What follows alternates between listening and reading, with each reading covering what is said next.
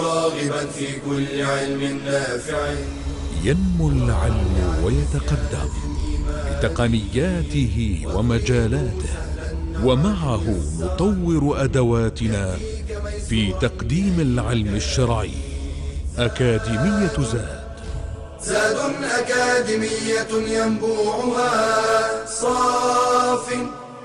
صاف ليروي غلة الظمآن، والسيرة العلياء عطرة الشدى طيب يفوح لأهل كل زمان. بشرى لنا زاد أكاديمية للعلم كالأزهار في البستان.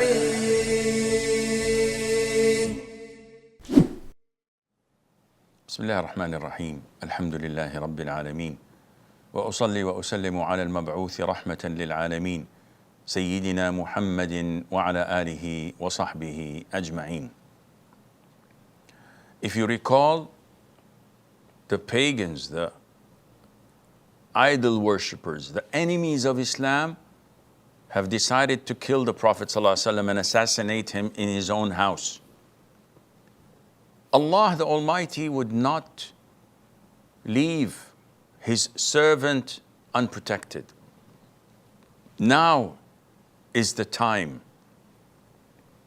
Since few months, and the Prophet ﷺ was asked frequently by Abu Bakr, who was a wealthy man, "O Prophet of Allah, allow me to migrate to Medina." And the Prophet would say, wait, maybe Allah would send you a companion to go with you. And Abu Bakr had this inner feeling that he might be his companion. Till one day, when the plotting to assassinate him was finalized, the Prophet went to visit his close friend, Abu Bakr. And he was masking his face so that he would not be recognized. And he came at the time of noon, which is not his usual time to visit. And he asked Abu Bakr to clear the room because he had something to say in secret. And Abu Bakr said, "O Prophet of Allah, they are your family, who are my wife and children. They are your family." So the Prophet gave him the glad tidings. And he said, "Allah has granted me permission to migrate." Abu Bakr immediately said, "O Prophet of Allah, companionship, meaning allow me to be your companion." And the Prophet said, "Yes." He gave his approval. So they made a strategy to migrate and went back to his home, waiting for the nightfall. The enemies of Islam, the idol worshippers of Quraysh, spent their day plotting how to assassinate the Prophet ﷺ as they were in Dar al-Nadwa. And the Prophet's habit was ﷺ to sleep after Isha time till midnight, and then he would go at midnight to the masjid and pray night prayer. So that specific day, he instructed Ali to sleep in his bed and to cover himself with the green cloak of the Prophet ﷺ. So anyone who would look would think that it was the Prophet sleeping on his bed. And he told him that, "Do not be afraid, no harm would come to you. They would not kill you or injure you." Now, as they were monitoring and surrounding the house of the Prophet ﷺ, it was next to impossible for him to leave unnoticed. Yet again, he was protected by Allah, the Almighty Azza wa Jal. So he came from the house, taking a handful of the soil of al-batha, of the ground, and spreading it over their heads, repeating the ayah in the Quran in Surah Yasin. So we put in front of them a barrier and behind them a barrier and covered them so that they would not be able to see. And he went between them, putting this soil on their heads, and they're not feeling it, and they're not seeing it. And they were blinded by this. The Prophet went immediately, alayhi salatu wasalam, to Abu Bakr's house. They left in the darkness of the night from a small door and went as planned. The plan was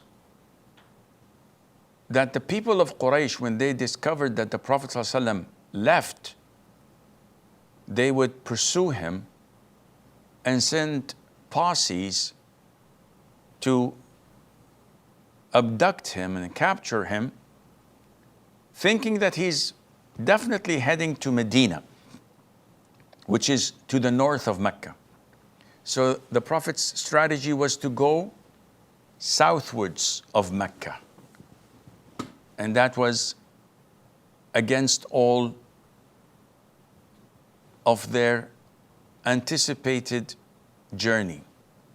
People would have thought that they would go northbound and head north. So the Prophet went to Mount Thawr in the direction of Yemen and hid in the top cave of that mountain. It was a harsh terrain that was very difficult to climb with all these rocks. And the Prophet encountered a lot of difficulties because they didn't have specialized shoes to protect their feet.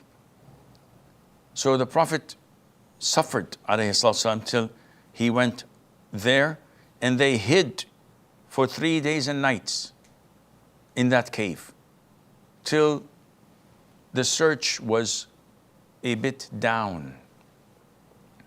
Whereas Abu Bakr's daughter Asma would bring them food. Abu Bakr's son Abdullah would bring them news and tell them what the people of Mecca are saying and plotting. And Abu Bakr's freed slave, his freed slave Amr, would take the sheep and graze them and go back to Mecca so that the sheep would cover the traces of Asma, of Abdullah ibn Abi Bakr, so no one would track their footprints. And they, the Prophet and Abu Bakr, would be able to eat and consume some of the milk that Amr would give them. After these 3 days and nights, the Prophet ﷺ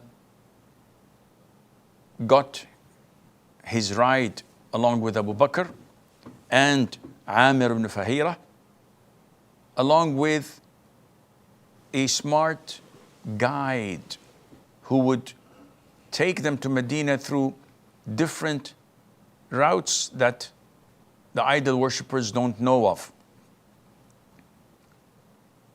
And they set off. And he took them by the seashore, which was not usual for caravans to travel. And they traveled in secrecy till they reached Medina. The people of Medina heard of the coming of the Prophet ﷺ. So every morning they used to go to the southern area of Medina, anticipating the Prophet's arrival. Until one day, after long waiting for the Prophet ﷺ, and it was hot and sunny, a Jew who came up on top of his castle saw the Prophet ﷺ coming from a distance. So he shouted his lungs out, "Oh, people of Arabs, here is your honor that you've been waiting for. He's coming." So all of the Muslims came out to meet the Prophet ﷺ. And they were so happy. At first, everyone greeted Abu Bakr, thinking that he was the Prophet ﷺ. Until Abu Bakr shaded the head of the Prophet ﷺ with his garment to protect him from the sun. Then they knew that he was the Prophet of Allah sallallahu alaihi wasallam. The Muslims came and everything was calm. There was tranquility, and Allah revealed, then indeed Allah is his protector, and Jibreel, and the righteous of the believers, and the angels, moreover, are his assistants.